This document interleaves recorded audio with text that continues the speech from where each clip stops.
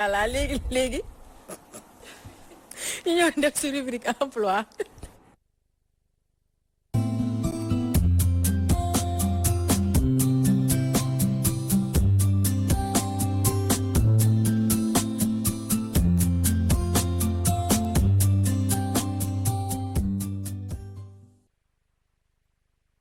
naa tey dina am ñeneen ñu ma attaqué chaque jour ñu attaqué ma si coach wala Aliou Sow tey mën ma si dara il faut ma leen di dagg parce que duñu jeexal léegi Sonia dañ lay bàyyi rek nga daal di waxtaan ak suñu ganaaj ci jeunesse et entrepreneuriat.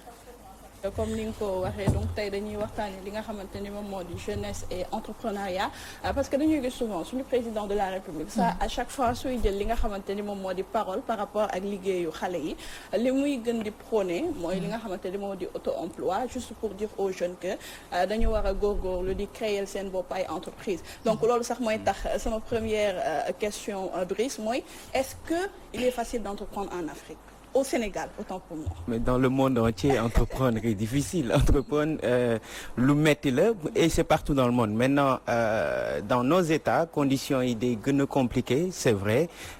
Mais aujourd'hui, entrepreneuriat day dem ba nekk obligation pour ñun, la jeunesse. Parlons chiffres, nous avons environ 300 000 nouveaux demandeurs d'emploi chaque année sur le marché.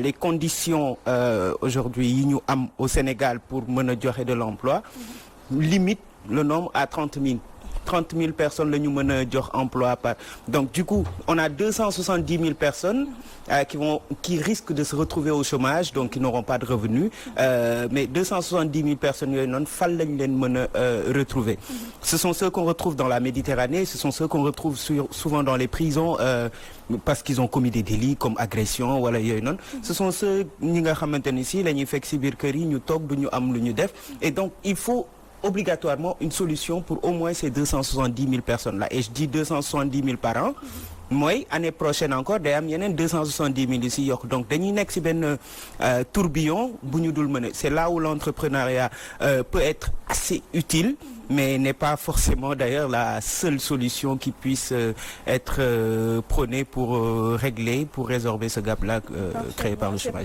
C'est pas la seule solution mais comme ni ñu koy waxee bokk na ci li nga xamante ne dina mën di combler gap bi comme ni nga ko waxee tout de suite mais dañuy gis que ni jeunes yi d'habitude ñi nga xam ne dañu jàng ba pare am master wala licence Brice koo ci wax entreprendre d'habitude day jàpp ne sax da nga ko yab parce que secteur yu bari dañ koy ragal di ko laal est-ce que suñu environnement aussi bokk ci li freiner entrepreneuriat mais je vais te dire tey bi ma jullee fajar ba pare une de mes anciennes étudiantes laa fekk message am quoi mu ne moom léegi day jaay madd je parle de quelqu'un qui a un M2 quoi bu am master ok mu ne day jaay madd mooy madd confiture et cetera mais que nit ñi dañu koy si tooñ alors que moom loolu passion am la et aussi li koy justifier mooy elle n'arrive pas à trouver du travail donc il y a deux choses mais pourquoi loolu di am c'est parce que autour de nous dañu habitué à un système classique jàng nga am nga diplôme demal nga déposer nga ut liggéey nga avant c'était possible suñu pap yi suñu maam yi amoon nañu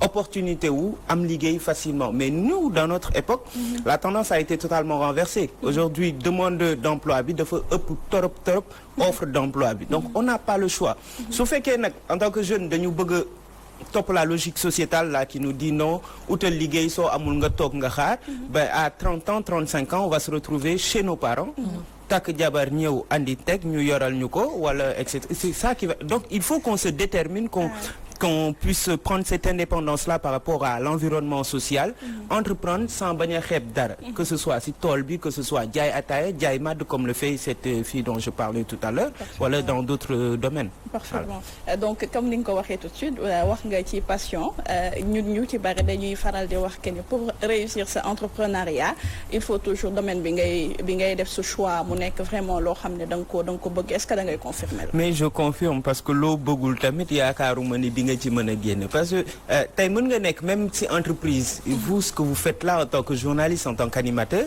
mais soo leen ko bëggul woon tamit doo leen ci mës a avancer et lu tax doo leen ci avancer mooy doo leen ci attirer kenn ba mu seetaan leen doo leen ci attirer kenn ba mu ñëw répondre à votre invitation c'est parce que vous êtes d'abord passionné vous aimez ça qu'on aime partager un plateau comme avec quelqu'un comme coach par exemple qui dégage beaucoup de passion donc même sooy entreprendre soo bëggul li nga xam si moom nga nekk di entreprendre et que tu le fais juste par nécessité à la longue du sori. parce que ñi ngay recruter soo leen wane ni man lii bëgguma ko dam koy def juste pour am xaalis.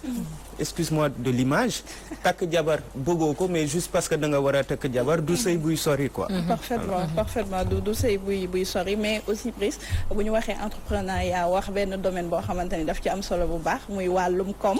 wàllum wut xaalis bi ñu gis que ni dafa nekk fay boo xamante ni vraiment suñu ay dirigeants n'empêche que ñu ngi góorgóorlu ci wàllu woowu. mais dañu gis que ni wàllu boobu dafa am frein bu baax a baax. excuse-moi je suis pas de l'opposition mais même seen góorgóorlu boobu en tant que dirigeant da nga koy xoolaat parce que suñu si defoon li ñu ci war a def dëgg-dëgg. en 2019 en 2020 réglé woon nañ une bonne partie de cette histoire-là. mais defuñu ci liñ ci waroon def mais ça c'est politique ma tegee ko de côté. donc la vérité c'est que xaalis bi c'est la dernière chose à aller chercher. Parfaitement. parce que ak nu mu mënti demee. si le projet il est bon bien ficelé.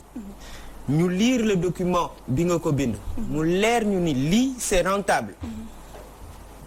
l'argent sera là.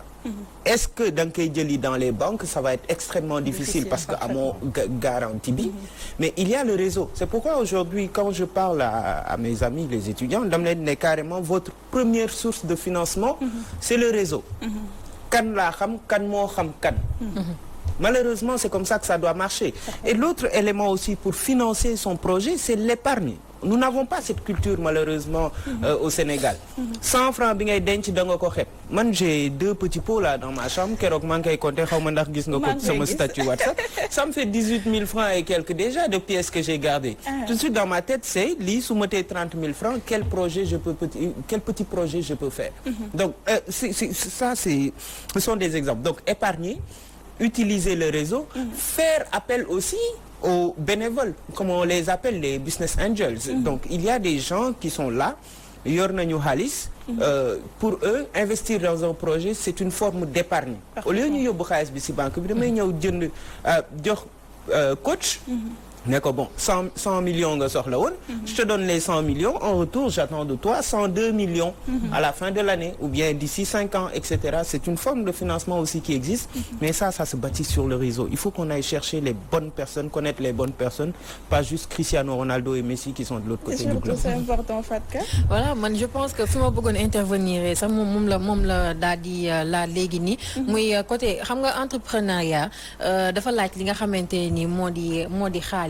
mais malheureusement fii nii jeunes yu bëri bu ñuy door benn projet dañuy préférer dem daal di lépp li nga xamante ni mooy banque. te loolu ci man dès le début rek mën na la yaaxal lu bëri parce que déjà après ak intérêt yi nga xamante ni moo si tegu sa projet pour mu dérouler wu normalement ça sera un problème. est-ce que tamit jotul ñun ñi nga xamante ni ñooy ndaw yi bu ñuy entreprendre quelque chose ñu commencer dès à présent di épargner di denc et puis ñu bañ a xeeb li ñuy denc surtout parce que dañuy bëgg di épargner mais juróom boo dugal sax après da nga koy xeeb te juróom boobu après mën na jóg leneen ak leneen moom nga doon wax léegi tout à l'heure. mais si et puis financement solidaire am na xam nga Afrique dañu am ay chance si suñuy culture mais duñu ko utiliser.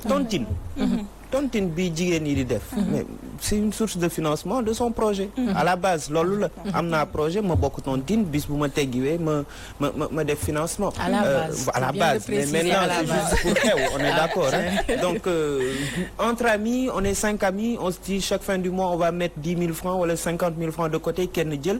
loolu aussi ça peut servir à financer des projets. mais xaalis bi ñun ñoo ko def frein parce que nous ne savons pas exactement fan la ñu ko war a mën a jëlijee. ou bien on ferme les yeux sur l'utile pour nous concentrer sur le futile et du coup voilà c'est compliqué pour tout le monde.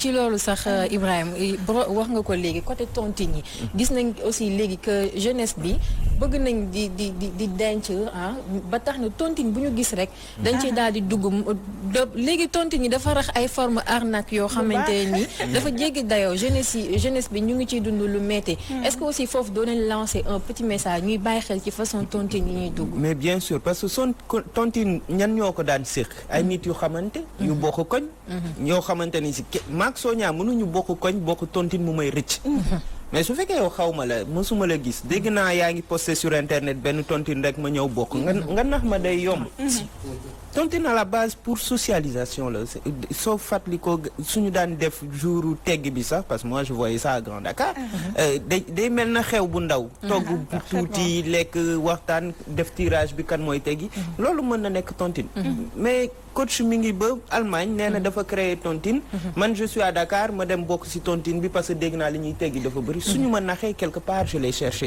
parce que njublang aussi bëri na léegi ci dëkk bi malheureusement mais c'est que man li ma bëggoon xam naa ne gis naa la bëggoo un peu dugg ci terrain politique mais il faut que ma ñëw ci un peu man damay gis Sénégal ministère yi ay microfinance ay entrepreneur yooyu yëpp waaw xanaa ñooñu nekk xanaa ñooñu dañ fi nekk nii rek. DER mi ngi fi man loolu ma jàpp. Il y a beaucoup d'institutions. waaw. c'est que dañuy am idée.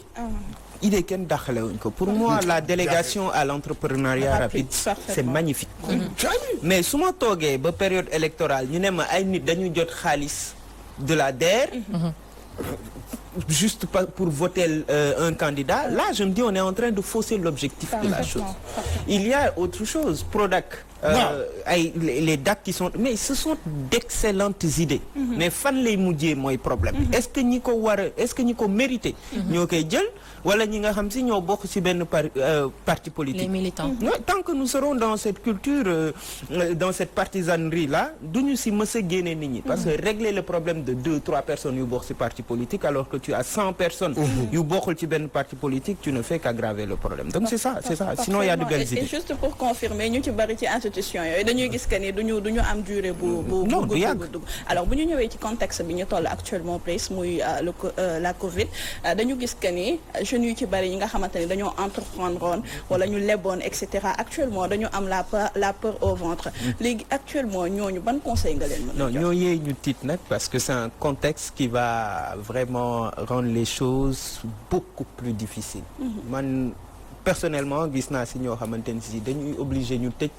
Parce que chaîne bi doon andi xaalis bi moo am fu mu dagg ñi la amee loon fayu ñu la wala ñi doon commandé mënatuñ commandé seen doole yeggatul foofu donc forcément dina metti mais c'est là où li ñuy ñaan nit yi ñu ñaan ko aussi entreprise yi il faut qu'elle soit résiliente il faut ñu mën a gérer cette situation là et loolu première façon bi mooy sa trésorerie nan nga koy gérer su fekkee man mon entreprise damay am 100 000 francs le mois ma jël 100 000 francs yëpp dépensé ko benn Covid ñëw parce que du lu ma mën a anticiper même dans les chiffres Covid ñëw ma bëgg a survivre ce sera pas possible parce que ma commande va baisser par conséquent mes recettes vont baisser comment je vais faire pour survivre donc il faut aussi que ñun ñuy entreprendre ñu mën a anticiper sur là mais aujourd'hui pour régler ce problème là pour enlever l'inquiétude aux jeunes benn solution primordialement moi il faut injecter de l'argent dans ces petites et moyennes entreprises.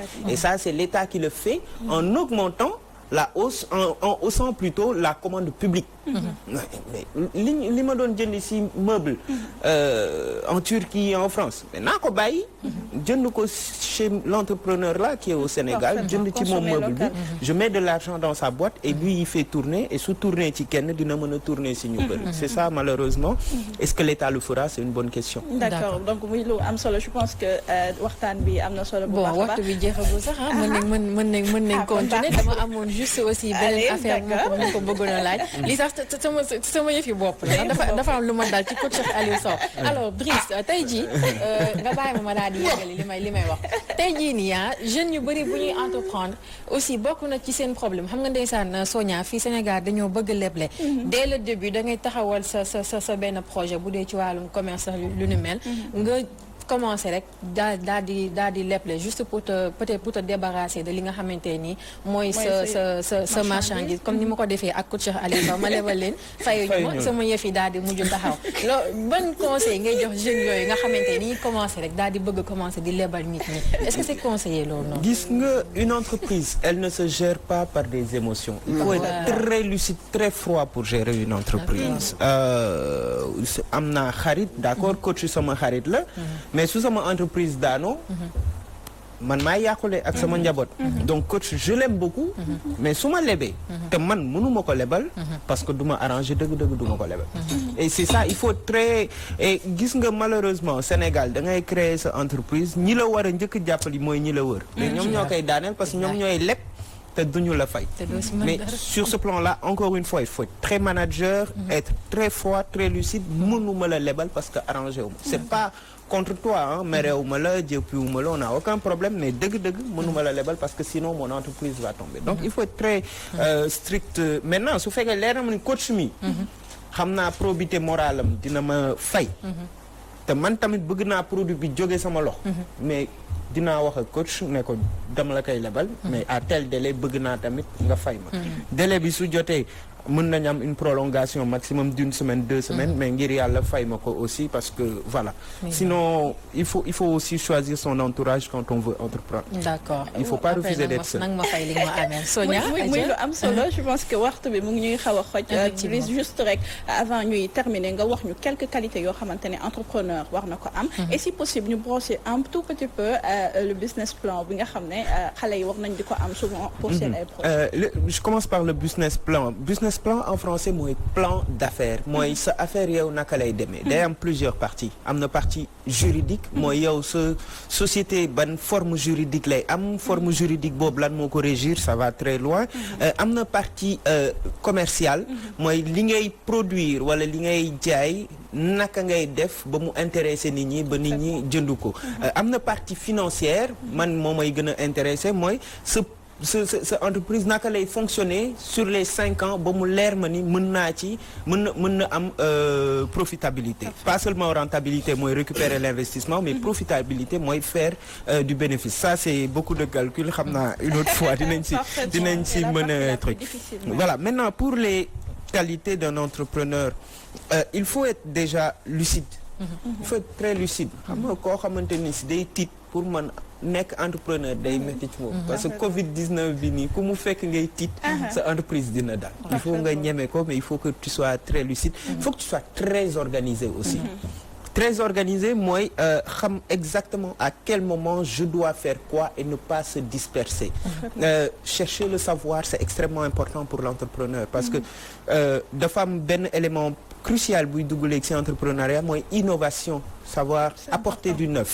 d'accord mais pour apporter du neuf il faut nga xam yow activité bi ngay def ci àdduna bi fan la toll et fan la toll boobu laay basé wu pour andi quelque chose de nouveau pour révolutionner un peu la chose et il y a encore beaucoup d'autres qualités que moi je n'ai pas d'accord alors mi ngi noonu je pense que am na solo bu baax a baax li nga xamante moom la ñu Sonia indi tey ci wàllum jeunesse et entrepreneuriat ñu ngi jaajëfal bu baax Brice bi pa moom du ma yàq tur bi Brice ñu ngi lay remercier ci disponibilité bi ci disponibilité bi ak xam-xam bu sell bi macha allah Sonia yow tamit ñu ngi lay jaajëfal jox la rendez-vous semaine prochaine incha allah voilà ñu daal di ñëw léegi ñu amal une courte pause daal di ñëwaat sur le plateau.